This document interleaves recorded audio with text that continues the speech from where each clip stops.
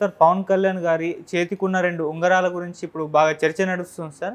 అదేంటంటే 2 ఉంగరాల్లో ఒకటి తాబేలు ఉంగరం, ఇంకోటి నాగుపాము ఉంగరం అని అంటున్నారు. మరి ఈ ఉంగరాలు ఎందుకు పెట్టుకున్నారు? వీటికున్న స్పెషాలిటీ ఏంటి? దీనిపై మీ ఒపీనియన్? నాగప్రతిమ, తాబేలు ప్రతిమ ఈ 2 ఉంగరాలు ఆయన కుడి చేతికి పెట్టుకొని ఈ మధ్య ఎక్కడ చూసినా అవి మరి కావాలనే అవి కనబడేట్టుగా చేతులెత్తున్నాడా లేకపోతే అలవాట్లో చేస్తున్నారా కానీ విపరీతంగా ఆయన ఫోటోలు ఎక్కడ చూసినా ఇంటర్నెట్లో అవే ఉన్నాయి ఉంగరాలు.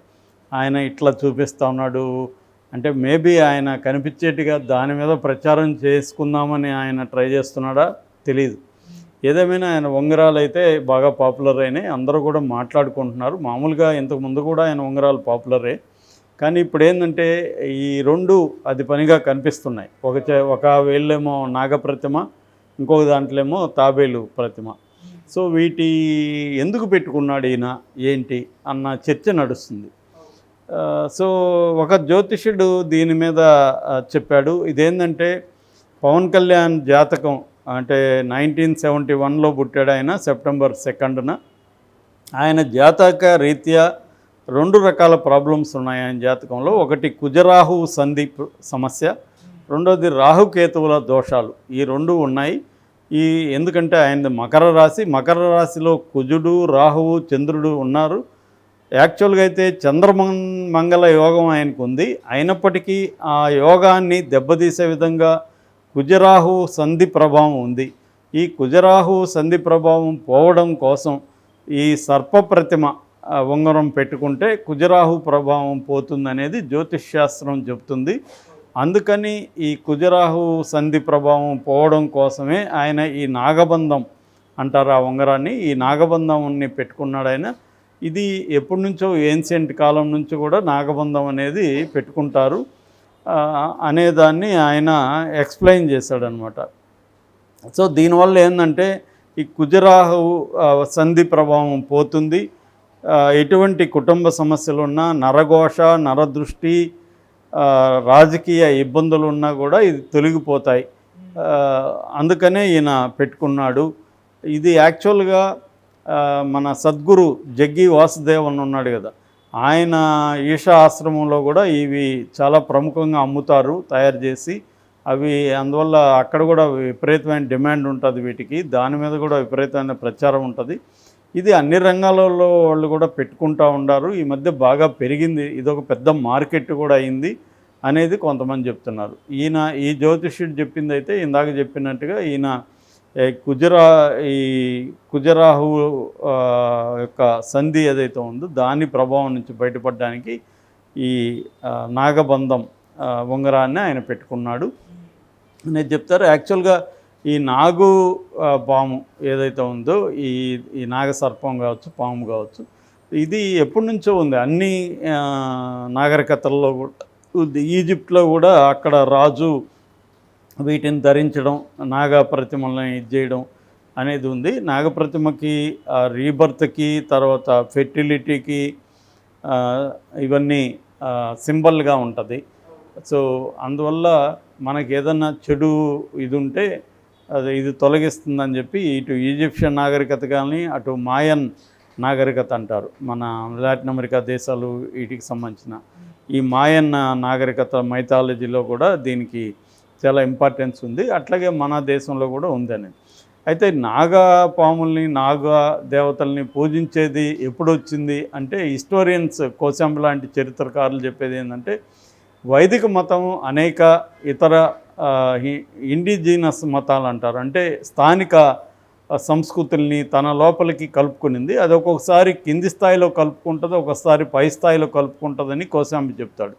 కింది స్థాయిలు అంటే నీకు అనుచరులుగా, బానిసలుగా చేసుకుంటుంది.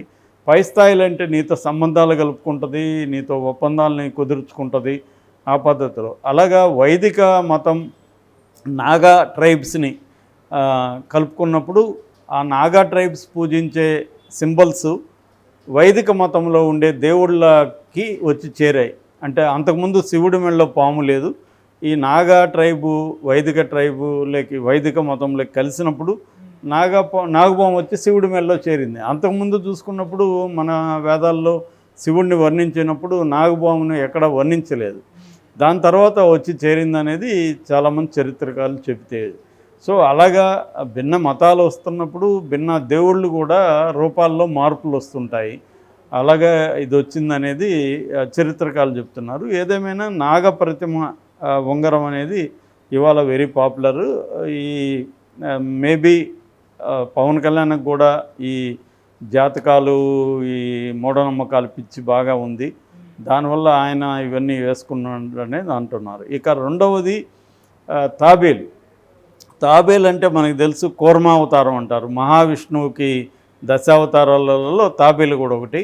సో అందువల్ల తాబేలు అనేది లక్ష్మీదేవికి ఈక్వల్ అని కూడా చెప్తారు. ఎందుకంటే తాబేలు కూడా లక్ష్మీదేవిలాగే నీటిలో నుంచి వచ్చింది కాబట్టి, లక్ష్మీదేవి కూడా నీటిలో నుంచి వచ్చింది, తాబేలు కూడా నీటిలో నుంచి వచ్చింది కాబట్టి తాబేలు కూడా వెరీ పవర్ఫుల్. అందువల్ల తాబేలు కూడా ఏంటంటే ఈ కూర్మావతార ఉంగరం అనేది ఎదుగుదలకు, అధికారానికి, ప్రజాకర్షణకు సింబాలిక్గా ఉంటుంది. సో ఇది ఎదుగుదలకు ఉపయోగపడుతుంది, రాజకీయంలో నీకు పైకి పోవడానికి ఉపయోగపడుతుంది, రాజకీయ అధికారం రావడానికి ఉపయోగపడుతుంది. అలాగే ఏ విషయంలో అయినా నీ గ్రోత్కి ఈ తాబేలు ఉంగరం ఉపయోగపడుతుంది అనేది జ్యోతిష్ శాస్త్రం చెప్తుంది. చివరికి చైనీస్ అస్ట్రాలజీ ఏదైతే ఫెంగ్షుయి అంటారు కదా, వాస్తు, చైనీస్ వాస్తు, సో దాంట్లో కూడా ఈ తాబేలు ఉంగరాన్ని లాంగివిటీకి అంటారు. లాంగివిటీ అంటే ఎక్కువ కాలం బతకడానికి, లాంగివిటీకి తర్వాత వెల్త్కి, సంపదకు ఈ సింబల్గా వాడుతున్నారు అనేది చెప్తున్నారు. సో ఈయన ఈ రాహుకేతు దోషాల ప్రభావం నుంచి బయటపడడానికి కూడా పవన్ కళ్యాణ్ వాడుతున్నాడు అనేది జ్యోతిష్యులు చెప్తున్నారు. అయితే ఇటు వైసీపీ కానీ ఈరోజు సాక్షిలో కూడా ఒక కామెడీగా వచ్చింది ఒక ఆర్టికల్ లాంటిది. అందులో ఏంటంటే పవన్ కళ్యాణ్ ఒక బురకా వేసుకొని ఒక చిలక జ్యోతిష్యుడి దగ్గరికి వెళ్తాడు. ఆ చిలక జ్యోతిష్యుడు ఇతన్ని బురకా అంటే అమ్మాయి అనుకొని మీలో కొంత మగ లక్షణాలు కూడా ఉన్నాయండి, సో మీకు కొన్ని ఇబ్బందులు ఉన్నాయి అది ఇదని చెప్తాడు. మరి ఇవి పోవాలంటే ఏం చేయాలంటే మళ్ళీ వాడు చిలకని అడుగుతాడు. సలోమిన ఏదో చిలక పేరు, సలోమి సార్కి ఇంకొక కార్డు ఇవ్వంటే ఆ కార్డులో నాగబొమ్మ, ఈ తాబేలు బొమ్మ ఉంటాయి. ఈ ఉంగరాలు పెట్టుకోమని ఆ చిలక జ్యోతిష్యుడు ఈ పవన్ కళ్యాణ్కి చెప్పాడు. సో చిలక జ్యోతిష్యుడు 2000 ఇచ్చేసి అప్పటి నుంచి ఉంగరాలు వేసుకుంటున్నాడు అని వాళ్ళు సెటైరిక్గా ఒక పీస్ రాశారు. ఇక వైసీపీ వాళ్ళేమో ఇతను పాము బొమ్మ ఎందుకు పెట్టుకుంటాడంటే పాము బుసదులతో ఉంటుంది, స్కిన్ మారుస్తూ ఉంటుంది, ఇతను కూడా పాము లక్షణాలు ఉన్నాయి, ఇతనికి కూడా స్కిన్ మారుస్తూ ఉంటాడు, అంటే పార్టీలు మారుస్తూ పిల్లలను మారుస్తూ ఉంటాడు, అందుకని సూట్ అయిందని వీళ్ళు చెప్తున్నారు. ఏదేమైనా రాజకీయ నాయకులందరికీ కూడా రకరకాల మూఢనమ్మకాలు ఉంటాయి. ఇంకా సినిమా వాళ్ళకి చాలా ఎక్కువ ఉంటాయి. కొంతమంది మనం 5 ఏళ్ళకి 10 ఉంగరాలు పెట్టుకునే బ్యాచ్ కూడా మనకు కనబడుతుంటారు. సో ఈ మధ్య కాలంలో పెరిగాయి.